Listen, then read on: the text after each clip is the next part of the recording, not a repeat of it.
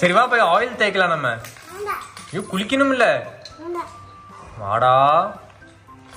சரி நான் எழுந்து போறேன். பை. வேற போயிட்டான் பாருங்க விக்னேஷ். பை. உட்கார சொல்லு. பாயா. அப்ப நீ தோசை கொடுக்கணும். ஒரு தோசை கொடு. விக்னேஷ் உட்கார சொல்லு. எங்க எங்க உட்காரணும்? இங்கயா? ஓகே தோசை கொடு. விக்னேஷ் மாமா. ஏறிமா விக்னேஷ் மாமான்னு கூப்பிட்டு நம்ம கேட்டது இல்லைல்ல. ஐயருமா மாமா சொல்லு அவனை. மாமா கை கொடுக்க சொல்லு மாமா கிட்ட. கை கொடுங்க. கை கொடு மாமாக்கு. Very good. Aira good girl.